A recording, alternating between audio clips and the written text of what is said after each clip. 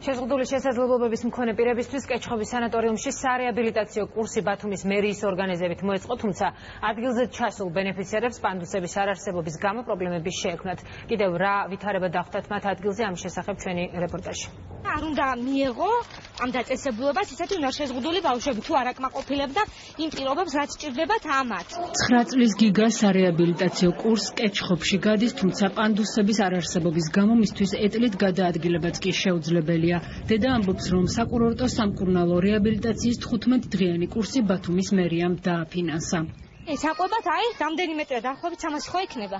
სიღრმეზე სადაც აქ უნდა ავიდე ჩამოვიდე, პანდუსი არ არის ელემენტარულად. სხვა მოეძებნა და თუ სხვაც არ იყო, საერთოდ არ ყოფილიყო პროგრამა და ჩვენ თვითონ მივხედავდით ჩვენ თავს. სარეაბილიტაციო კურსს გადის 25 წლის ბექა ბასილაძეც.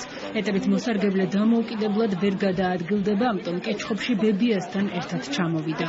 მე ვითხოვ, რომ პინდუსი ყოფილიყო ნორმალური და ლიფტი ყოფილიყო ნორმალური.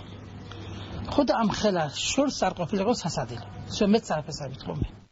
შეზღუდული შესაძლებლობების პირების სარეაბილიტაციო პროგრამის კურატორი კომპანია ბათუმის მერიამ ტენდერის საფუძველზე შეარჩია.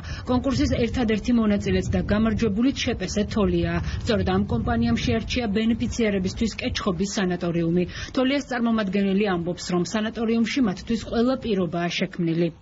ადაპტირებ პანდუსის შესასვლელი გავაკეთეთ პირველ სართულზე, გავთვალეთ ის, რომ ეტლიანები იქნებოდნენ პირველ სართულზე, მაგრამ რადგან 3-4 ოჯახს უწევდათ მარტო პირველ სართულზე გაჩერება, უარი გამოთქვეს და ყველა ერთად ვიქნებით და ავიდნენ მეორე სართულზე.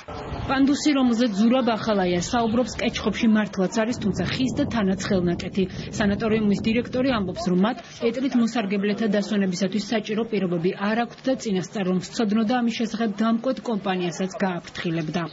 უნდა ჩამოსულიყო ხელმძღვანელობა, ვინც ამას ფინანსებდა, ან ვინც ამაში მონაწილეობას ღებულობდა, უნდა ენახათ პირობები, რა პირობებში მოდიოდნენ. მე ამაზე 100% შემიძლია თავი გავიმართლო, რომ აქ საამათო პირობები ამ ეტლიანებისთვის არ იყო. სანატორიუმის დირექტორის პოზიციის მიუხედავად ბათუმის მერიაში უარყოფენ, რომ სარეაბილიტაციო პროგრამა პრობლემების ფონზე მიმდინარეობს და მომხდარს ერთი ბენეფიციარის ოჯახთან უთანხმოებას უკავშირებენ. ადაპტირებული, იყო ის მკუთხით, რომ თუ კი ეტლით იყო, ეტლით გადაადგილებული, ვინც ეტლით გადაადგილდება, შესაბამისად მოთავსებულიყვნენ პირველ სართულზე. პროგრამის ფარგლებში კეჩხობში 25 შეზღუდული შესაძლებლობების მქონე ბავშვი იმყოფება. ბათუმის ბიუჯეტში კი შეზღუდული შესაძლებლობების მქონე პირთა საკურორტო სამკურნალო რეაბილიტაციისთვის წელს 106.287 ლარია გამოყოფილი.